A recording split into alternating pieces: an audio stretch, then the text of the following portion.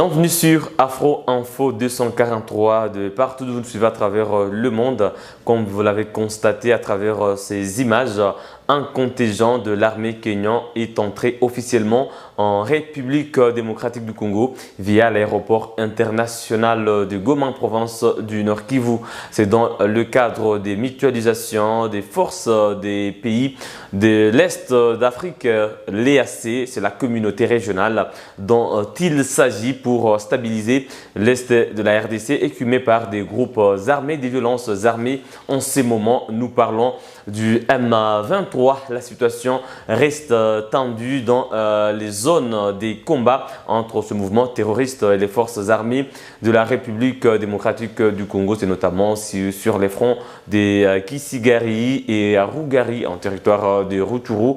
Selon les sources locales, les forces armées de la RDC avancent très bien sur le front nord. Les sources locales renseignent également qu'il y a eu 6 civils tués et 3 autres blessés dans la région depuis la reprise des combats de vendredi et ce samedi matin dans cette partie de la province du Nord Kivu. Dans un briefing des presses, le porte-parole du gouvernement et le ministre congolais des Affaires étrangères ont évoqué la situation générale sur le terrain. Quelles sont les conditions pour que le gouvernement congolais dialogue avec le M23? Qu'est-ce qui se passe réellement sur le terrain? Nous allons vous laisser suivre dans cet extrait Christophe Lutundula et Patrick Mouyaya, respectivement ministre congolais des Affaires étrangères et ministre de la Communication et des médias également, porte-parole du gouvernement pour être fixé de l'actualité sur le terrain dans le territoire de Rutshuru. Mesdames et messieurs, suivez. Merci beaucoup. Sur le plan diplomatique, vous avez dit que j'étais le général. Je crois que le général, c'est le président de la République, qui est le premier diplomate. Moi, je suis peut-être le commandant des opérations sous ce plan-là.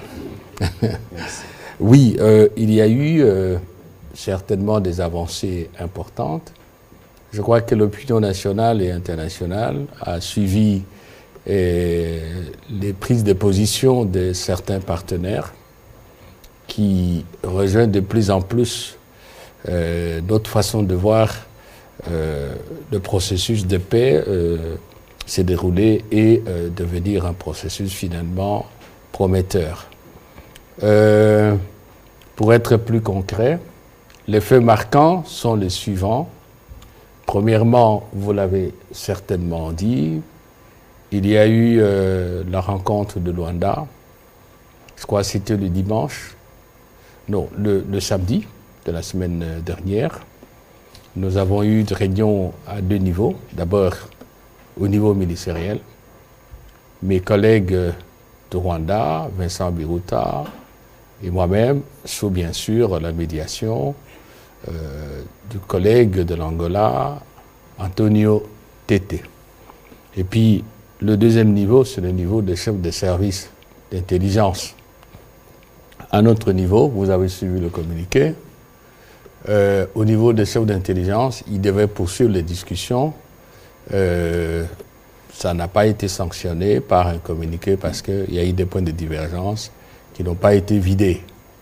Ce qui est important, à mon sens, par rapport à ce processus, c'est que, nous avons décidé unanimement de relancer le dialogue parce que vous savez qu'avec les élections législatives et présidentielles qui se sont déroulées en Angola, il y a eu un peu, j'allais dire, une pause parce qu'il fallait que ces élections se déroulent et ça s'est bien déroulé, vous le savez. Donc il fallait relancer là, nous tous nous étions d'accord.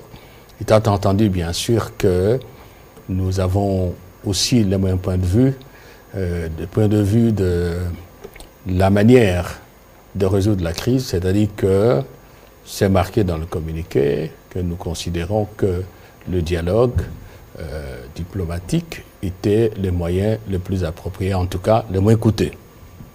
Un deuxième élément, c'est que on a réaffirmé ce qui était déjà convenu dans la feuille de route de Luanda et nous avons arrêté, pour ne pas dire que nous avons noté, parce que la décision était déjà prise au niveau du président Lourenço, que le mécanisme ad hoc de vérification des accusations des uns et des autres, mécanisme piloté par le général Joao de l'Angola et constitué des observateurs angolais, ce mécanisme allait démarrer illico presto. Et parce que vous êtes les hommes des médias et les femmes des médias, vous savez que depuis, je crois, le mardi, le général Joao est déjà à Goma avec son équipe. Notre officier de liaison, le général Sassa, est déjà là aussi. Vous avez vu des images. Et j'ose croire, parce que je ne l'ai pas vu, que du côté du Rwanda, l'officier de liaison devait être là aussi.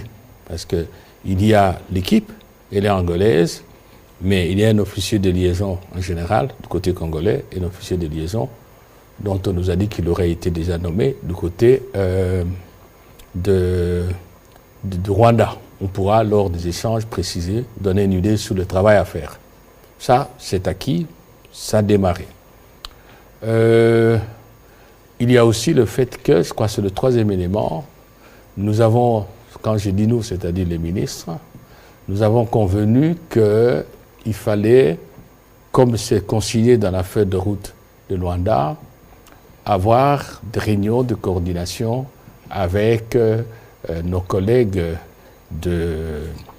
ministres, les autres ministres de la communauté d'Afrique de l'Est, et pourquoi pas étendre ces réunions aux collègues ministres des pays membres de la CIRGL. Et d'ailleurs, le principe, c'est qu'on a dit qu'il fallait des réunions de coordination à tous les niveaux, étant entendu, bien sûr, que le président Joao Lourenço lui-même est en contact permanent depuis longtemps avec le président Ourourou, qui aujourd'hui est médiateur, désigné par la communauté d'Afrique de l'Est. Je crois que le quatrième élément, c'est que le président Lourenço, qui nous a demandé, chacun à ce qui nous concerne, d'expliquer à nos chefs d'État respectifs les éléments de convergence, a décidé de reprendre langue avec le président Kagame et le président Félix-Antoine Tshisekedi Tshilombo, notre chef de l'État. Ceux qui suivent, qui ont le temps de suivre les infos, je pense qu'ils savent que le président Kagame, aujourd'hui, le président Lourenço, est aujourd'hui à Luanda et demain, il arrive ici pour consulter notre chef de l'État et par la suite, il verra dans quelle mesure, le moment venu, avoir une réunion élargie. D'abord, j'allais dire, première réunion au niveau de la CIRGL et par la suite élargie CIRGL et Communauté d'Afrique de l'Est. Voilà, ça c'est Luanda en quelques mots. Deuxième fait marquant, c'est que, enfin, la force régionale est en déploiement. Je ne vais pas m'appesantir là-dessus. C'est vous-même, les médias, qui diffusez les images et les infos. Nous avons vu qu'effectivement, en première séquence, le président Ruto a présidé une cérémonie, évidemment comme ça se fait dans l'armée, qui a lancé le coup d'envoi au déploiement. Au moment où nous parlons, il y a déjà des militaires kenyans qui sont à Goma et ça va continuer, sans oublier que les troupes burundaises sont déjà là, du moins dans la partie qu'elles devaient occuper. Donc là aussi, c'est un processus qui a démarré de ce côté-là. Nous avons eu en dernière phase, en dernier élément, comme l'a dit mon collègue, le ministre de la Communication, nous avons eu, je crois, le lundi, à Sharm el-Sheikh, une réunion de consultation, pas un sommet des chefs d'État, organisé par le président Ndayishimiye, qui est le président en exercice de la communauté d'Afrique de l'Est, la réunion qui a connu la participation de Madame la présidente de la Tanzanie, le président du Burundi, qui a présidé, le président du Rwanda, le président du Kenya, et notre pays était représenté par Monsieur le Premier ministre. Bon, il manquait évidemment l'Ouganda et la République du Soudan du Sud. Là, il y a eu la même convergence, à savoir qu'il est temps d'appliquer les points sur lesquels tout le monde s'est mis d'accord et de voir que le processus de paix avance comme il se doit, de manière à ce que, si vous voulez, on mette fin à cette agression. C'est moi qui utilise l'expression, je ne vais pas prêter l'expression à d'autres pays, et on mette fin en tout cas à la crise sécuritaire à l'Est et que le processus de Nairobi reprenne son bonhomme de chemin avec toutes les chances de réussite, c'est-à-dire en fait avec beaucoup plus d'efficacité, comme convenu dans tous ces volets politiques et militaires. Voilà, grosso modo. Bon, je crois que les comités de sanctions des Nations Unies, déjà ici à Kinshasa, on pourra en parler chemin faisant. Voilà. En fait, l'affaire des sanctions, lorsqu'elle a été instituée il y a quelques années, partait d'une considération. C'était en fait un mécanisme des Nations Unies qui était destiné à éviter la divagation des armes dans la région, de manière générale dans la région, à travers les groupes armés. Pour la divagation de ce groupe armé et qui faisait qu'il y a beaucoup d'armes qui circulaient. C'était destiné aux groupes armés. C'était aussi destiné à gérer la crise sécuritaire. Et en ce moment-là, nous aussi, on était, j'allais dire, directement concernés. Il fallait déclarer les armes que nous achetons. Parce que, rappelez-vous, à l'époque, avant Sun City et tout, le gouvernement était considéré aussi comme belligérant. J'essaie vraiment de ramasser des idées pour qu'on gagne du temps. Mais avec l'évolution politique de notre pays, qui a fait que finalement, on a eu des institutions légitimes, constitutionnelles et tout, et c'était resté uniquement pour éviter que le groupe armé acquiert de moyens militaires, acquiert des instruments de guerre, des instruments de leurs activités criminelles. Et ça a évolué. Alors, une certaine conception a prévalu en considérant, oui, lorsque la RDC achète des armes, ces armes sont récupérées par le groupe armé. Donc, même au niveau de la RDC, il faut contrôler les acquisitions.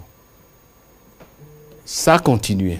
Et là, ça permet de répondre à la réponse de l'ambassadeur du Gabon. C'est que, dernièrement, cette année, j'ai oublié exactement la date, quand il y a eu la réunion du Conseil de sécurité, où on a confirmé, on a refait la liste des armes à déclarer par ceux qui nous vendent les armes. Retenez bien cette précision, par ceux qui nous vendent les armes. Ce sont eux qui déclarent. Et je ne suis pas spécialiste militaire en matière d'armes de guerre. On a sorti de la liste certains types d'armes qui ne sont plus sujettes à déclaration. Je ne sais pas, je n'ai pas suivi l'ambassadeur, mais je sais, comme ministre des Affaires étrangères, que cette déclaration, pour une catégorie d'armes, n'est pas encore, si vous voulez, cette résolution n'est pas encore abrogée, n'est pas encore retirée. Elle existe. Voulait-il dire qu'elle n'est pas concernée dans ce sens que ce n'est pas nous qui déclarons? Mais même alors, ça ne signifie, à notre point de vue, absolument rien. Et c'est là que je rejoins la question, je crois, de celui qui m'a dit qu'est-ce que nous attendons. Je crois que les choses sont claires. Le président a parlé aux Nations Unies au mois de septembre. Je crois que ça doit avoir été le 20, si je ne me trompe pas. Et même au niveau de l'Union africaine, il a déjà parlé de cela. Il n'y a aucune raison objective aujourd'hui qui fasse qu'on nous maintienne dans une situation d'un pays sur lequel pèse une hypothèque de méfiance. Et ce n'est pas une vue de l'esprit, ce n'est pas de la théorie. Il y a des banques, des transporteurs, et même ceux qui fabriquent des armes, qui ne veulent pas traiter avec nous parce qu'on dit oui, il y a les Nations Unies, vous êtes sur la liste noire. Le monde de commerçants, de marchands d'armes et tout, il est frileux. Personne ne veut avoir de problème avec les Nations Unies. Et il y a un cas qui se produit maintenant au moment où je vous parle. Je ne vais pas donner des détails. Au moment où je vous parle, nous sommes dans cette situation-là où ce qui a été acheté ailleurs, le matériel militaire, venait vers ici, mais en cours de route, le transporteur a dit non, ça ne peut pas arriver en RDC. Alors c'est pour ça que nous disons au Conseil de sécurité ceci. Ce que nous disons au comité de sanctions qui est ici, je crois qu'ils ont déjà rencontré le président des chambres législatives, je crois que tout le monde dira la même chose. Non seulement que c'est une hypothèque réelle, ne fût-ce que psychologique, mais aussi c'est une injustice flagrante qui constitue pour nous, Congolais, un soutien à ceux qui nous combattent. Absolument. Ça signifie quoi? Au niveau le plus élevé des Nations Unies, le secrétaire général, la plus haute autorité politico-administrative, on dit que l'M23, pour ne pas le citer, a des armes sophistiquées. Voilà qui met un terme à cette production sur Afro Info 243. Donc, nous reviendrons bien sûr pour vous parler de l'évolution de la situation sur le terrain et à travers d'autres vidéos sur Afro Info 243. Vous allez découvrir ce qui se passe au niveau des Rutshuru. N'oubliez pas de liker cette vidéo, partagez-la également si elle vous a plu. Abonnez-vous à Afro Info 243 si vous ne l'avez pas encore fait. Il suffit tout simplement de cliquer sur s'abonner, activer la cloche des notifications pour rester à la une de l'actualité de la République démocratique du Congo. On se fixe un nouveau rendez-vous d'actualité. À très bientôt.